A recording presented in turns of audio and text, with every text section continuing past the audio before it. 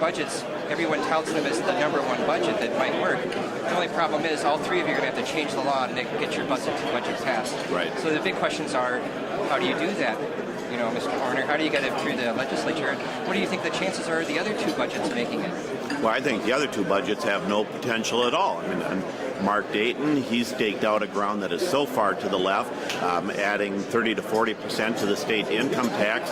Democrats don't support that. He would need every Democrat. He would need a handful of Republicans. And most of the Democrats, I mean, you've had Senator Bach, who chaired the tax committee in the Senate this year, said that we ought to go to a proposal much closer to mine.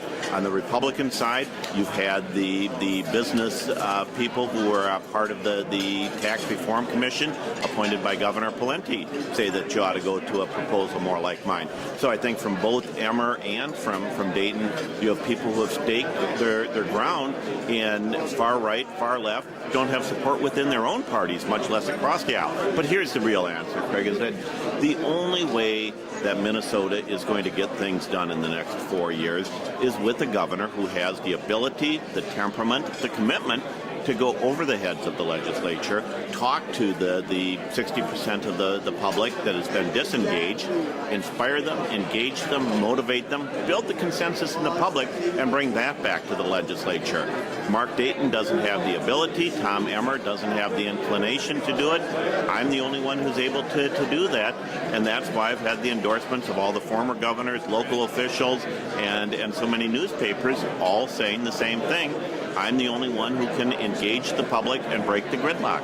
Now, today we're talking IT. If you want to say anything about that before we get started, this seems to be really one of your issues. Well, it is. I mean, I believe that Minnesota really needs to be a state of innovation, a state of knowledge. It's exactly this kind of industry that is going to promote the jobs of the future.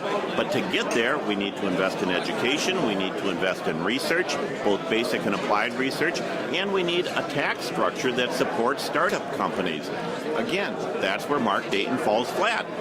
He continues to refuse to acknowledge the devastating impact that his proposals would have on small businesses.